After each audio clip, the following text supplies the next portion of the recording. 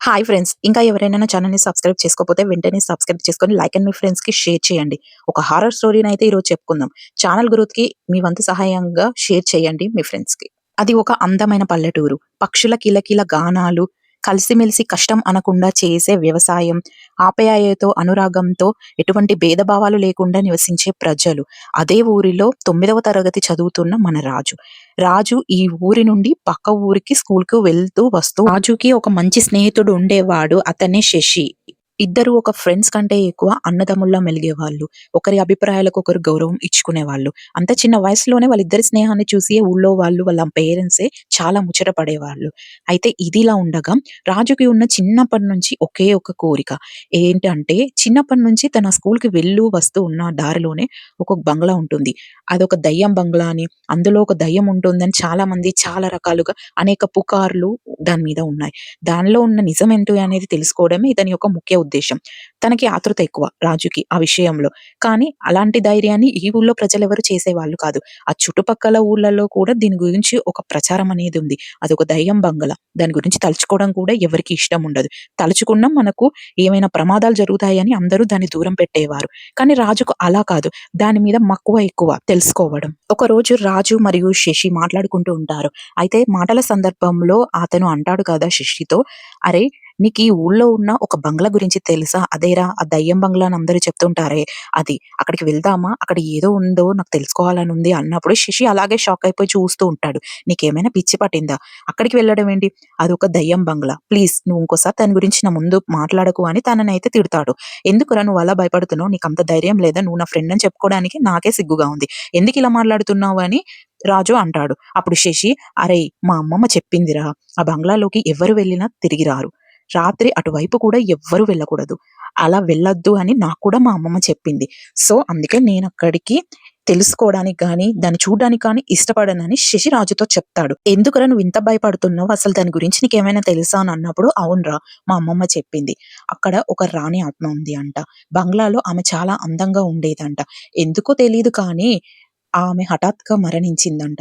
తర్వాత అందులో ఉన్న ఆమె కుటుంబ సభ్యులు కూడా ఒకరి తర్వాత ఒకరు కారణం లేకుండా మరణించారట. అందుకే అప్పటినుంచి అందులోకి ఎవ్వరూ వెళ్ళకుండా అలా ఉందట. పొరపాటున ఎవరైనా వెళ్తే మళ్ళీ తిరిగి వచ్చేవారు కాదంట. ఇవన్నీ నమ్మాలో లేదో నాకు తెలీదు కానీ అమ్మమ్మ చెప్పింది. మేబీ నిజమే అయ్యుంటుంది. అందుకే అటువైపు మనం వెళ్ళకూడదు. నా మాట విను" అని అంటాడు. అయితే, "ఒరేయ్! ఇదంతా నువ్వు నమ్ముతున్నావా? అదంతా ఏమీ లేదు. అక్కడ బంగ్లా రాజుల నాటిది. అక్కడ బంగారం, ఆ కాలంలో వజ్రాలు బాగా ఉండేవని విన్నాను. నాకు తెలిసి ఎవరో కావాలనే ఇదంతా కథలల్లారు అనిపిస్తుంది" అని రాజు అంటాడు శశితో. "కావాలంటే నాతో రా. నీకన్నీ చూపిస్తా" అంటాడు. అప్పుడు శశి, "నీకేమైనా పిచ్చా? నేనెక్కడికి రాను. అందులో దయ్యం ఉంది. నువ్వు కూడా వెళ్ళొద్దు. హ్యాపీగా ఉందాం ఇలాగే. అంతేకాని లేనిపోని సమస్యల్లో ఇరుక్కోవడం నాకిష్టం లేదురా" అని తనని కన్విన్స్ చేయడానికి ప్రయత్నిస్తాడు. కానీ రాజు మాత్రం అస్సలు వినడం లేదు ఈ విషయంలో అస్సలు శశి మాట వినటం లేదు. "అరేయ్! నువ్వొస్తే రా, లేకపోతే లేదు. నేను మాత్రం వెళ్తున్నాను. ఆ నిధిని కనిపెట్టి మీరందరూ చెప్పే విషయాలు తప్పని నేను ప్రూవ్ చేస్తాను. అందులో ఎలాంటి దయ్యాలు లేవు. ఎలాంటి ఆత్మలు లేవు. కేవలం అందులో ఉన్నది ఒక నిధి మాత్రమే. దాన్ని నేను తెస్తాను" అని తను వెళ్తూ ఉంటాడు. కానీ అప్పుడు శశికి చాలా టెన్షన్ అవుతుంది. "అరే! ఎక్కడికెళ్తున్నావు? ప్లీజ్ నా మాట విను" అని చాలా బ్రతిమలాడతాడు. రాజు మాత్రం ఈ విషయంలో తన మాట అస్సలు వినడం లేదు. "నువ్వొస్తే రా, లేకపోతే లేదు. నేను వెళ్తున్నాను. ఇక నీ ఇష్టం" అని తనైతే వెళ్తూ ఉంటాడు. శశి కూడా ఇక చేసేదేమీ లేక తన ఫ్రెండ్ కోసం తన వెంట వెళ్ళకైతే తప్పలేదు. అయితే ఇద్దరు కూడా ఆ బంగ్లా ముందుకు వెళ్లి నిల్చుంటారు. ఆ బంగ్లాను చూస్తూ ఉంటేనే ఆ శశికి వణుకు వస్తూ ఉంది. "అరే! ఇప్పుడు ఇదంతా అవసరమా? దాన్ని చూస్తేనే చాలా భయంగా ఉంది. ఒక్కసారి ప్లీజ్ రా, ఆలోచించు. వెళ్ళడం అవసరమా?" అని తను అంటూ ఉంటాడు. "అరే! ఇక్కడి దాకా వచ్చాం. కొంచెం ధైర్యం కూడబెట్టుకో. వెళ్లి అక్కడుంది ఏంటో చూసి వచ్చేద్దామని" తనని కన్విన్స్ చేసి గేట్ ఓపెన్ చేసి లోపలికైతే వెళ్తాడు. ఆ సౌండ్‌కే శశికి గుండె ఆగినంత పనవుతుంది. ఇక లోపలికి మెల్లిగా ఇద్దరు నడుచుకుంటూ వెళ్తూ ఉంటారు. భయంగానే శశి అయితే వెళ్తూ ఉంటాడు. కానీ రాజుకి మాత్రం చాలా హ్యాపీగా ఉంది. ఎందుకంటే తను అనుకున్నది ఈ రోజు నెరవేరబోతుంది. ఏదో ఉంది అందులో. నేను దాన్ని కనిపెడుతున్నానని చెప్పి. అయితే ఇద్దరు కూడా బంగ్లా డోర్‌నైతే తీస్తారు మెల్లిగా. అది ఓపెన్ అవుతుంది. లోపలంతా చిమ్మని చీకటిగా ఉంటుంది. మెల్లిగా వీళ్ళిద్దరూ కూడా లోపలికి ఎంట్రీ ఇస్తారు. అయితే తలుపులు గదులు, మేడ ఉన్నాయి. పైకి నడక మొదలుపెట్టారు ఇద్దరు. హఠాత్తుగా వాళ్ళ చేతిలో టార్చ్ ఆగిపోయింది. చిమ్మని చీకట్లో ఒకరికొకరు విడిపోయారు. శశి అస్సలు కనిపించడం లేదు. రాజు అరుస్తూ ఉన్నాడు. సడెన్‌లీగా అరుపు శబ్దం వినబడగానే భయపడ్డాడు. ఇంతలో ఒక గది అతన్ని చాలా ఆకర్షించింది. మెల్లిగా దాని దగ్గరికి వెళ్లి ఓపెన్ చేశాడు. అక్కడ ఒక అమ్మాయి ఫోటో, నిధి లాంటి ఒక బాక్స్ తనకి కనపడింది. మళ్ళీ గట్టిగా అరుపులు వినపడ్డాయి. వెంటనే రాజు కిందికి పరిగెత్తుకుంటూ వెళ్తున్నప్పుడు శశి వచ్చి త్వరగా రా అని భయంగా అక్కడి నుండి తీసుకొని వెళ్ళాడు రాజుని. శశి రాజుని ఆ బంగ్లాకి చాలా దూరం పరిగెత్తుకుంటూ తీసుకొని వెళ్ళాడు. అప్పుడు రాజు గట్టిగా, అరే ఏంట్రా ఇది, నువ్వు అసలు ఏం చేస్తున్నావు, నీకు అర్థమవుతుంది, నాకు అక్కడ ఒక రూమ్ కనిపించింది, అందులో ఒక అమ్మాయి ఫోటో ఉంది, అంతేకాదు ఒక నిధి లాంటి బాక్స్, అదే చూపిస్తారే సినిమాల్లో అలాగే ఉంది, ఎందుకురా నన్ను చూడనివ్వలేదు, నువ్వు ఎందుకు అలా అరిచావు, అప్పుడు నాకు భయం వేసి కిందికి పరిగెత్తుకుంటూ వచ్చాను, అసలు నన్ను ఎందుకు ఇలా లాక్కొచ్చావు నువ్వు అని తననైతే తిడుతూ ఉంటాడు.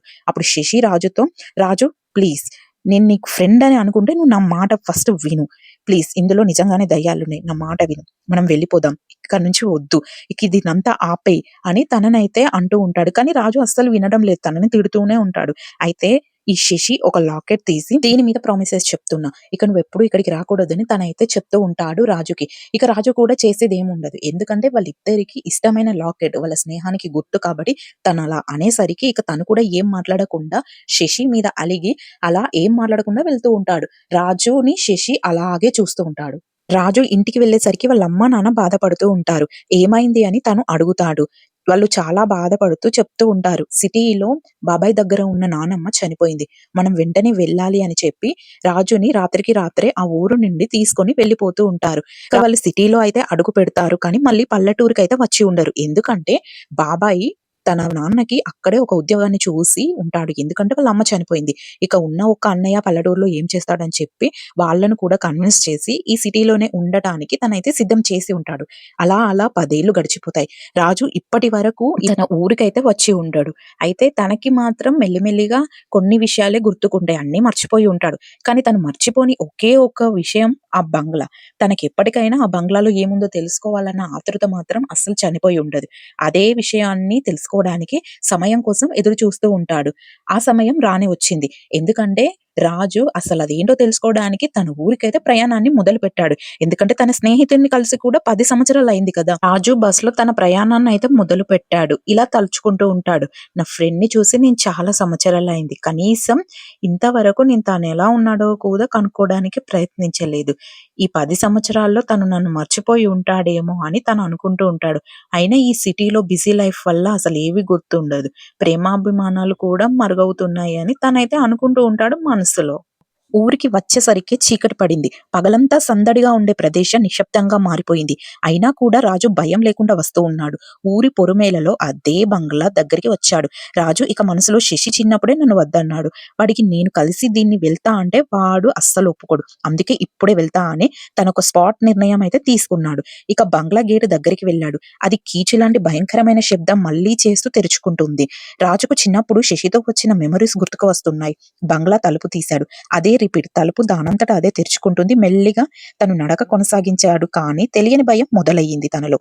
ఎందుకో తన ఫోన్ ఛార్జ్ అయిపోయింది. అప్పుడే లైట్ ఆగింది. ఆ చీకటి సడన్లీగా గబ్బిలాలు తన మీదకి వచ్చాయి. తను భయంతో కిందకు పడిపోయాడు. మెల్లిగా తను లేచి నిలుస్తుండగా తలుపులు కిటికీలు కొట్టుకుంటూ విపరీతమైన గాలి వస్తుంది. సడన్లీ తన చెయ్యి ఎవరో పట్టుకొని రాజును ఆ బంగ్లా నుండి బలవంతంగా బయటికి తీసుకువచ్చారు. చీకట్లో అతను ఎవరో రాజుకు తెలియలేదు, కానీ ఒక పిల్లాడని అర్థమైంది. బంగ్లాకి కొంత దూరం వరకు రాజును అతను లాక్కొని వచ్చాడు. రాజు ఇక ఆపు బాబు అని అతన్ని తిప్పి చూడగానే రాజు ఒక్కసారిగా 2 అడుగులు వెనక్కి వేశాడు భయంగా. ఎందుకంటే బాబు ఎవరో కాదు, శశి. అవును, శశి ఆత్మది. రాజు భయంగా, శశి ఏంట్రా నువ్వు ఇలా అన్నాడు. రాజు, మనం ఆ రోజు వచ్చినప్పుడే నేను చనిపోయా, ఇందులో ఒక దయ్యం నన్ను చంపేసింది, అందుకే ఆ రోజు నిన్ను కూడా ఇక్కడి నుండి వెళ్ళమని చెప్పి నిన్ను రక్షించాను ఆ దయ్యం బారి నుండి, కానీ నువ్వు మళ్ళీ ఇక్కడికి వచ్చి దాని నోటికి చిక్కాలని అనుకున్నావు, అందుకే నిన్ను కాపాడడానికి నేను మళ్ళీ వచ్చానని తనైతే చెప్తాడు. రోజు లాకెట్ మీద నేను ప్రామిస్ తీసుకున్నాను, అయినా నువ్వు దాన్ని బ్రేక్ చేసి ఇక్కడికి ఎందుకు వచ్చావని తనైతే చాలా కోప్పడుతూ ఉంటాడు, ఆత్మ అయినా సరే. అప్పుడు రాజు తనని క్షమించారా, అసలు నా వల్ల ఇదంతా జరిగింది, నేను చేసిన తప్పుకి నువ్వు శిక్ష అనుభవించావు, నువ్వు చనిపోయావు, నన్ను క్షమించు అని చాలా బోరున ఏడుస్తూ ఉన్నాడు. అదంతా చూసి శశి, ఇదంతా విధిని ఎవరు మార్చలేరు, నేను చనిపోవాలని రాసింది, అందుకే చనిపోయాను, దీనికి ఎవరిని నేను బాధ్యులు అనుకోవడం లేదు, అది అలా జరగాలనుంది, జరిగింది అని శశి అయితే రాజుని కన్విన్స్ చేస్తాడు. కానీ రాజు అయితే చాలా ఏడుస్తూ ఉంటాడు, నన్ను క్షమించు, నా వల్లే ఇదంతా అయింది అని. అయితే రాజుతో శశి అప్పుడు అంటాడు, ఇక నువ్వు ఎప్పటికీ ఇక్కడికి రాకు, ఇప్పటికైతే నిన్ను రక్షించాను. కానీ ఎప్పటికీ మళ్ళీ వస్తే నేను నిన్ను రక్షించే అవకాశం నాకు ఉండకపోవచ్చు. ఇక ఎప్పటికీ ఇక్కడికి రాకు అని తనకి చెప్తూ ఉంటాడు.